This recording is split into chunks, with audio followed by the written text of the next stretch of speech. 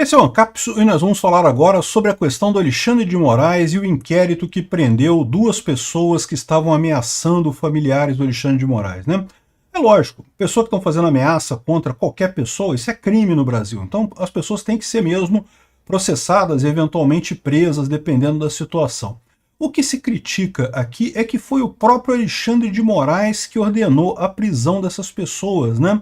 E isso é um conflito evidente com as normas de juiz natural que tem na Constituição brasileira, nas leis brasileiras, no ordenamento jurídico brasileiro, né? Os caras presos não têm prerrogativa de função, não têm foro privilegiado por prerrogativa de função, então isso deveria ser julgado na primeira instância, né? Como qualquer crime que acontece aqui no Brasil. Quem que inventou essa história que o STF pode escolher uma situação qualquer e ele tomar para si a jurisprudência daquilo? Não é um absurdo isso. E mais do que isso, você tem a questão da suspeição do Alexandre de Moraes, né? O Alexandre de Moraes é parte nessa coisa, ele é um dos ameaçados, é uma das vítimas nessa história. Então, evidentemente que ele não poderia julgar o próprio caso, né? E o pior, ele próprio se declarou impedido logo em seguida, mas não antes de tomar algumas decisões no processo. E aí eu vou explicar para vocês alguns problemas sérios que isso traz, porque, de certa forma, é uma confissão de culpa dele isso daqui. Olha só, essa notícia foi sugerida por Renault Kwid, Nem Carro É, C Sharp Libertário do Peter e várias outras pessoas. Obrigado aí ao pessoal que sugeriu as notícias lá no nosso site, no visãolibertaria.com. E obrigado a você que está assistindo o nosso vídeo. Se você gosta do nosso conteúdo, por favor, deixa o seu like, se inscreva aqui no canal, né? Pois bem, o Alexandre de Moraes se declarou impedido. Só que, isso é o correto, ele deveria ter se declarado impedido, só que ele se declarou impedido depois de autorizar a ação da Polícia Federal e de ser feita a prisão das pessoas, né? Autorizar a prisão das pessoas. São dois rapazes, um parece que é fuzileiro naval na Marinha, o outro não é nada, mas os dois teriam, né, segundo as investigações, feito ameaças ao Alexandre de Moraes e à família dele. Eu já expliquei que esse negócio de ameaça é uma coisa meio sensível, porque ameaça muitas vezes se confunde com bravata, ou seja, a pessoa fala uma besteira qualquer. Ninguém deve fazer nem bravata nem ameaça, tá? Mas a verdade é que bravata é aquela ameaça que não é de verdade, né? Não é que você vai fazer a coisa, você ameaça por ameaçar. Não recomendo que ninguém faça isso, mas existe uma distinção muito grande nisso daí, né? A ameaça é aquela que realmente a pessoa está ameaçando com possibilidade de realizar aquilo ali, né? E segundo dizem os autos, segundo diz a decisão do Alexandre de Moraes que autorizou a prisão dos caras, eles tinham uma série de informações, tinham paradeiro da família, paradeiro do Alexandre de Moraes, então indica que teriam um plano realmente para fazer isso daí, né? Eu não tenho como saber, ninguém ficou sabendo. Esse caso, aliás, é mais um caso que está em segredo de justiça, não sei por que cargas d'água, né?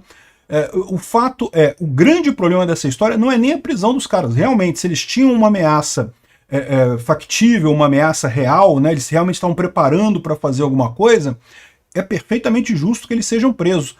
A grande questão é o que o Alexandre de Moraes está fazendo nessa história, né? Ele é a vítima aqui, ele não deveria estar dando pitaco nesse processo que envolve ele como vítima, né? E aí depois de dar o pitaco, depois de mandar prender os caras, aí ele se declarou impedido, né? E aí, pô, é muito estranho isso, o pessoal tá falando aqui, o Moraes mantém a prisão preventiva dos suspeitos por ameaça à sua filha, então parece que agora a ameaça não é contra ele, é contra a filha. Muito estranha essa história toda, tá? Assim, tá realmente uma coisa meio nebulosa. E esse que é o problema que eu falo para vocês, né? Esses processos todos, quando a gente vê na televisão, vê nos jornais e coisa e tal, quando você vai ver o processo na mão mesmo na justiça, tem muito mais informação aqui do que circula pela internet. Agora, esse caso aqui é o tipo da coisa, como é que a gente vai ficar sabendo, né? Como é que você vai ter certeza que realmente era caso de prisão se quem ordenou a prisão foi o pai da garota que seria, em tese, ameaçada, né? É lógico que você, como pai, se for alguém com seu filho, você vai querer prender todo mundo, não bota na cadeia, prisão perpétua, nunca mais. Só que isso é injusto, porque você vai ter uma tendência a achar que a coisa é muito pior do que realmente é, né?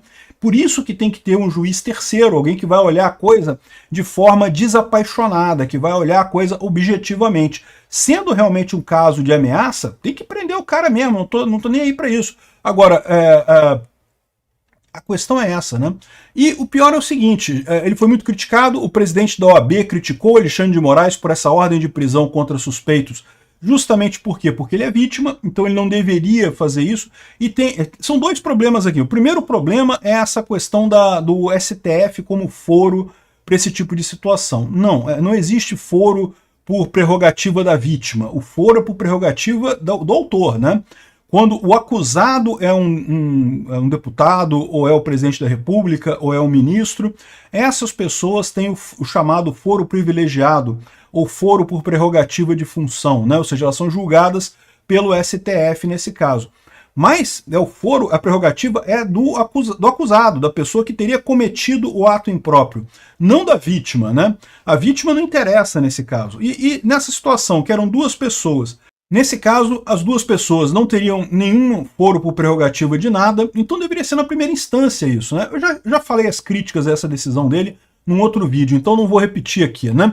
Mas aí o que eu quero falar com vocês aqui é o seguinte, olha só, o Moraes manteve a decisão dele, ele manteve os caras presos, mas se declarou impedido no caso, né? Aí que é uma coisa estranha isso, tem dois pontos estranhos aqui, né?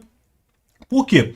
Se ele se declarou impedido no caso, ele devia, por força do impedimento, né, anular os próprios atos dele anteriores, né? E ele não fez isso, ele manteve os atos anteriores dele e se declarou impedido, né? Olha só, se você olhar aqui, ele se declarou impedido pelo artigo, nos termos do artigo 252.4 do Código de Processo Penal, indica o meu impedimento em relação aos crimes tal, tal e tal, nesse caso, né? O que isso quer dizer, né? Se você olhar aqui, esse aqui é o Código de Processo Penal, é a lei que diz como é que os crimes, né, são julgados no Brasil, e tem aqui no artigo 252, está aqui, ó. O juiz não poderá exercer jurisdição no processo em que, aí ele fala lá, inciso 4, ele próprio ou seu cônjuge ou parente, consanguíneo ou afim, em linha reta ou colateral até o terceiro grau, inclusive, for parte ou diretamente interessada no feito. O que quer dizer isso daqui? Ou seja, se o juiz tem alguma ligação, né, no caso ele é vítima, né, ele ou então parente consanguíneo ou afim, então vale também parentesco por afinidade, né, afilhado e coisa e tal, filho adotivo, né, em linha reta, ou seja, descendente ou ascendente, então até o terceiro grau, ou seja, até neto, né, neto, filho, neto, não, até bisneto, e para cima até, então, pai, avô, bisavô, até o bisavô, 3 graus, ou então também colateral, ou seja, irmãos e sobrinhos, e se você contar 3 pessoas assim, ainda tá nisso daí, ainda gera o impedimento do juiz, né? Então repara, ele próprio reconheceu que ele está impedido de julgar o caso. Então repara que aqui no Código de Processo Penal você tem duas figuras, né? O impedimento e a suspeição. A suspeição é uma coisa mais leve. Repare o que é a suspeição aqui, ó. Se for amigo íntimo ou inimigo capital de qualquer das partes, se o cônjuge, ascendente ou descendente, estiver respondendo a um processo por feito análogo e coisa e tal, então isso daqui é suspeição. A suspeição é uma coisa mais leve, né? A impedimento é mais sério. Se ele próprio ou o cônjuge são interessados no fato e coisa e tal, né?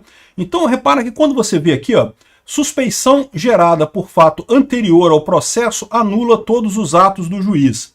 A suspeição, que é o caso mais leve dessa situação aqui, então certamente isso aqui também se aplica ao impedimento, né, que foi o caso decretado pelo Alexandre de Moraes. A suspeição ou impedimento gerado por um fato anterior ao processo, né, porque o cara ameaçou a filha dele já era a filha dele antes do processo, né, não tem nada que mude nisso daí. Então, isso aqui anularia todos os atos do juiz, automaticamente anula todos os atos do juiz. Então, se o Alexandre de Moraes decretou o próprio impedimento, ele tem que anular todos os atos que ele teve. O outro juiz agora, que vai assumir, deve ser sorteado lá no STF.